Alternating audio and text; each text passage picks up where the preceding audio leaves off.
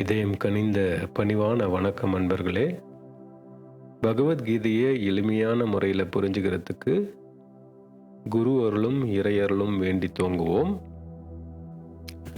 இந்த பதிவில் நம்ம பார்க்க போகிறது அத்தியாயம் 5லிருந்து ஸ்லோகம் 23, 24, 25. முதல்ல ஸ்லோகம் 23. சக்னோதி ஹைவயः சோடும் பிராக்ஷரீர விமோக்ஷணாத் காமக்ரோதோத்பவம் வேகம் சயுக்தஸ்ஸ சுகீ நரஹ. இதோட அர்த்தம், மனிதர்கள் தங்கள் உடலை விடும் முன் ஆசை மற்றும் கோபத்தின் சக்திகளை தடுக்க முடிந்தால் அவர்கள் யோகிகள் என்னும் நிலையடைந்து சுகமாக மகிழ்ச்சியாக இருக்கிறார்கள். அடுத்து ஸ்லோகம் 24.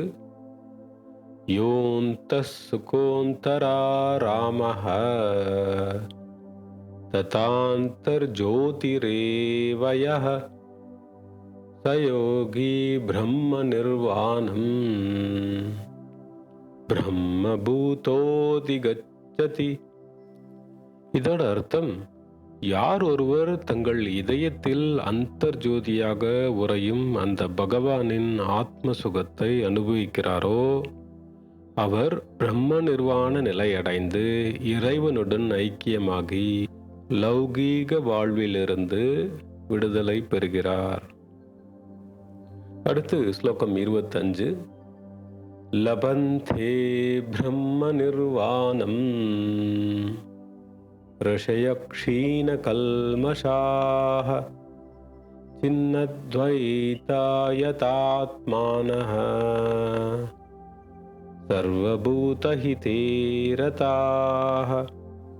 இதோட அர்த்தம், அப்படி பிரம்ம நிர்வாண நிலை அடைந்த ரிஷிகள் இருமை ஒழிந்து தங்கள் பாவங்கள் ஒழிக்கப்பட்டு சகல ஜீவராசிகளின் நலனில் அக்கறை கொண்டு இதமாக நடந்து கொள்கிறார். இப்போ இந்த ஸ்லோகங்களோட அர்த்தத்தை சிம்பிளா புரிஞ்சிக்க முயற்சி பண்ணுவோம். இதுக்கு முந்தின ஸ்லோகத்துல நம்ம துக்கத்தின் பிறப்பிடம், துக்கங்களுக்கு மூல காரணம் நாம வெளி விஷயங்கள்ல ஆர்வத்தை காட்டி புலன்கள் சார்ந்த இன்பங்களுக்கு அடிமையாகிறதான்னு பார்த்தோம்.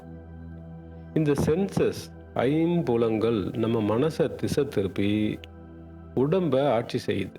Our senses redirect our mind and rule the body actions. நம்ம மனசு எப்பவும் போதுன்னே சொல்லாது. இன்னும் வேணும், இன்னும் வேணும், அதிகமாக வேணும் அப்படின்னு தான் தோணும் எப்பவுமே. அதாவது இன்னைக்கு நம்மக்கிட்ட ஒரு 10 ரூபா இருந்ததுன்னா நாளைக்கு 20 ரூபா கிடைச்சா நல்லா இருக்குமே, நாளான்னைக்கு 100 ரூபா கிடைச்சா நல்லா இருக்குமே அப்படின்னு தான் தோணும்.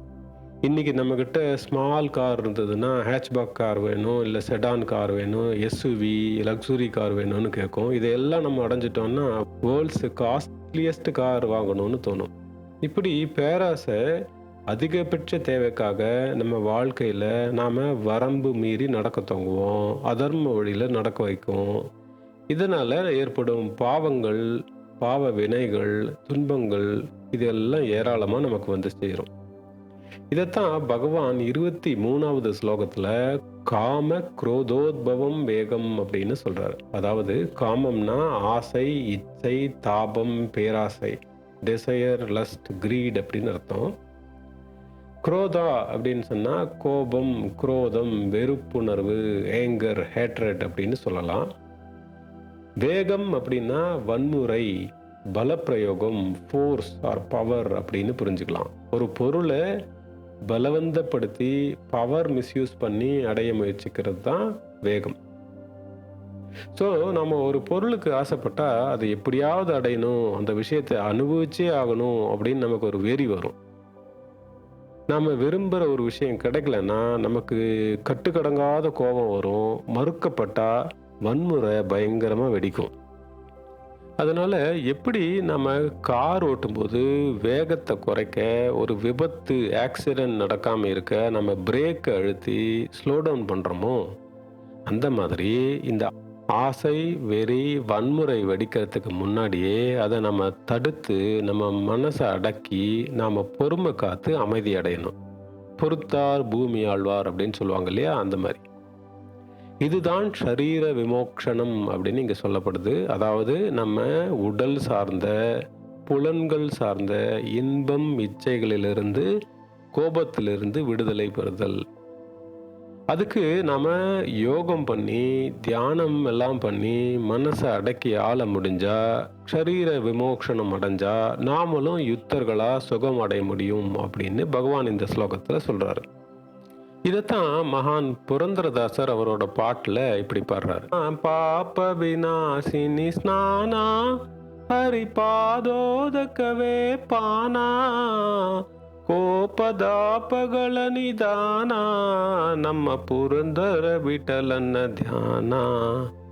கோபதாபಗಳ நிதான நம்ம புரந்தர விட்டலன்ன தியானா அப்படின்னு பாடுறாரு.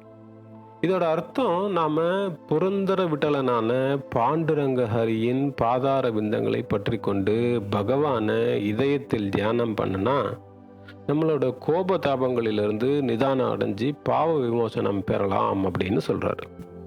அடுத்த 24வது ஸ்லோகத்தில் பகவான் என்ன சொல்றாருன்னா, ஒரு யோகியானவர் அந்தர்முகியா இருந்து அந்தர் ஜோதிக்கு முக்கியத்துவம் கொடுத்து அந்த சுகத்தையும் அந்தர் ஆராமத்தையும் அனுபவிக்கிறாரு. அதனால அவர் பிரம்ம நிர்வாண நிலையில் பிரம்ம பூதகச்சதி அப்படிங்கிற இறைவனுடன் ஐக்கியமான நிலையை அடைகிறார்.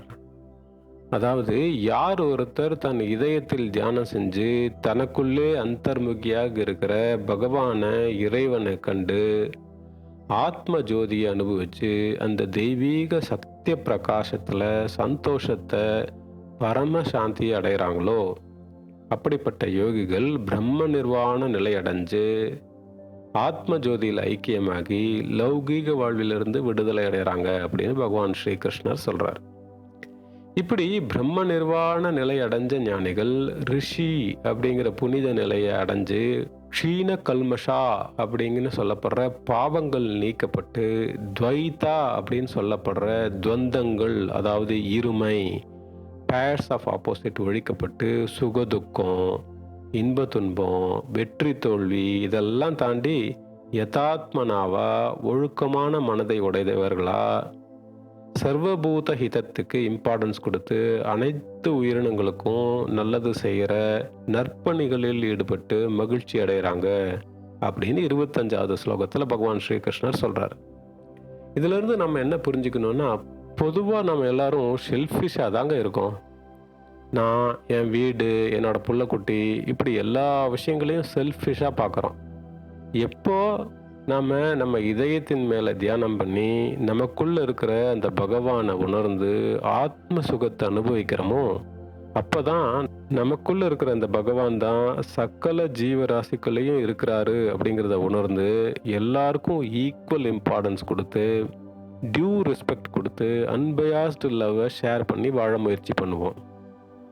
நல்லது. நன்றி. வணக்கம். ஓம் சாந்தி.